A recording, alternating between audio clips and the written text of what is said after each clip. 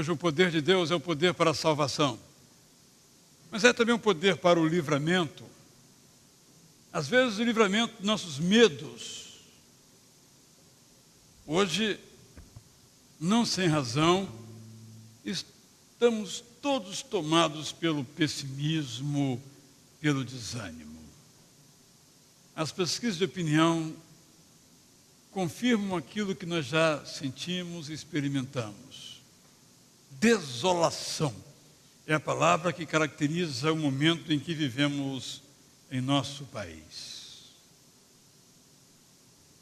Há uma história na palavra de Deus que nos ajuda a nos posicionar diante dessa desolação, seja nacional, seja por alguma razão aquela de nossas próprias vidas. É uma história bem conhecida.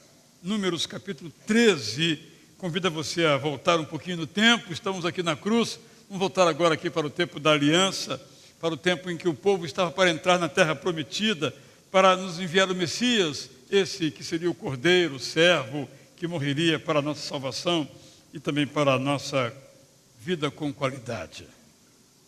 História, disse-lhes já, bastante conhecida. Está no livro de Números, um dos livros do Pentateuco, no capítulo 13, que nós então agora vamos ler e refletir um pouco sobre esta linda história. Vamos me acompanhar? Vamos ficar em pé? Vamos ler esse texto então. O Senhor Deus disse a Moisés: mande alguns homens para espionar a terra de Canaã, a terra que eu vou dar aos israelitas. Em cada tribo, escolha um homem que seja líder. Do deserto de Parã, Moisés enviou os espiões de acordo com as ordens de Deus, o Senhor. Todos eram chefes das tribos do povo de Israel. E o verso seguinte nomeia quem são esses homens. No verso 17, nós continuamos a história sendo narrada ainda. Quando Moisés os mandou espionar a terra de Canaã, disse a esses homens o seguinte: vão pela região sul e subam pelas montanhas. Vejam bem que terra é esta. Vejam também se o povo que mora nela é forte ou fraco, se são poucos ou muitos. Vejam se a terra onde esse povo mora é boa ou ruim, se as suas cidades têm muralhas ou não. Examinem também a qualidade da terra, se é boa para plantar ou não. Vejam se há matas. Tenham coragem e tragam algumas frutas da terra. Olha o detalhe do cronista. Estava na época da primeira colheita de uvas. Assim, os homens saíram e espionaram a terra, e aqui se nomeia cada lugar onde isso foi feito. Verso 23, chegaram ao vale de Escol, e ali cortaram um galho de uma parreira com um cacho de uvas, que 2 homens carregaram pendurado numa vara. Um desenho estilizado de 2 espias carregando uma vara com um imenso cacho de uvas, é o símbolo do Ministério do Turismo em Israel. Eles também pegaram romãs e figos. Chamaram aquele lugar de Vale de Escol, por causa do cacho de uvas que haviam cortado ali. Depois de espionarem a terra 40 dias, voltaram a Cádiz, no deserto de Parã, onde estava Moisés, Arão e todo o povo de Israel. E contaram a eles e a todo o povo o que tinham visto e mostraram as frutas que haviam trazido da terra. Eles disseram a Moisés: nós fomos até a terra onde você nos enviou. De fato, ela é boa e rica, como se pode ver por essas frutas. Mas os que moram lá são fortes, e as cidades são muito grandes e têm muralhas. Além disso, vimos ali os descendentes dos gigantes. Os amalequitas moram na região sul da terra. Os heteus, os jebuseus e os amorreus moram nas montanhas. Os cananeus vivem perto do mar Mediterrâneo e na beira do rio Jordão. Ouvindo isso, o povo começou a reclamar contra Moisés, mas Calebe os fez calar e disse: vamos atacar agora e conquistar a terra deles. Nós somos fortes e vamos conseguir isto. Os outros, contudo, que tinham ido com ele, disseram: não podemos atacar aquela gente, pois é mais forte do que nós. Assim, espalharam notícias falsas entre os israelitas a respeito da terra que haviam espionado. Disseram: aquela terra não produz o suficiente nem para alimentar os seus moradores.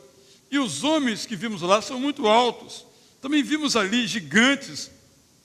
Olha como o texto começa, diz que eles espalharam mentiras.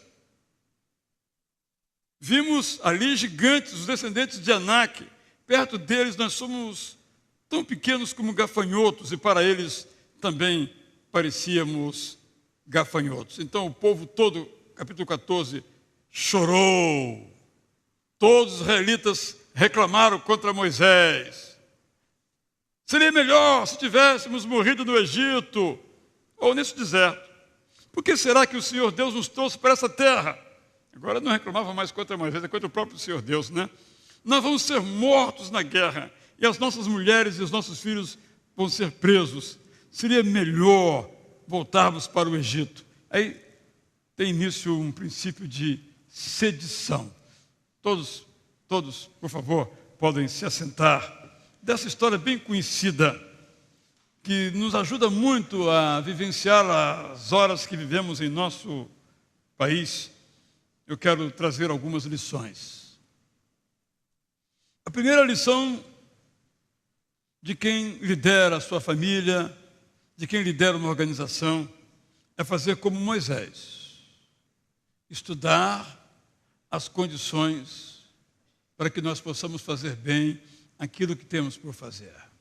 Na linguagem mais moderninha, nós temos que olhar o cenário, estudar o cenário, para ver como vamos nos comportar, como vamos atuar naquelas condições. Temos que ser muito cuidadosos, porque vivemos na era da informação, que é também a era da desinformação. Nós só sabemos aquilo que querem que nós saibamos. Então é preciso que tomemos muito cuidado ao analisar esse tal cenário, para nós não sermos levados a ver aquilo que não é realidade, mas que querem que vejamos. Trava-se uma batalha contra a verdade. Quem nos convence mais que este, aquele ou aquele outro está com a razão? Por exemplo, como nos posicionar quanto à reforma trabalhista ou à reforma previdenciária? Porque cada lado vende a sua ideologia a esse respeito, defende o seu interesse. Como vamos nos posicionar? Como vamos fazer diante da escassez de recursos, da escassez de trabalho? Chegamos a uns pontos mais altos do desemprego em nosso país. Nós temos que pedir a Deus que nos dê sabedoria para olhar as coisas como elas são, não como nos são vendidas. Isso se aplica a todas as áreas da vida. Mas nesse caso, quero chamar a atenção sobre isso. Nós também temos uma Canaã a conquistar, uma vida boa a conquistar. Moisés enviou espiões, 12 espiões, para ver se a terra era boa, dava boas frutas, dava romã, que não me traz uma boa lembrança. Porque foi numa casca de romã que eu tropecei na Jordânia e fiz um galo e um ponto negro aqui na minha testa morena. Até aqui agora, então romã não me lembra boas coisas, mas diz porque lá tem muitas romãs, não só romãs, muitas frutas. Vai lá observar isso. Estava do outro lado, de onde hoje é a Jordânia mesma, mas do lado de Israel, que ainda é mais frutífero, mais próspero ainda, mais coloridas as frutas, as comidas, muitas cores.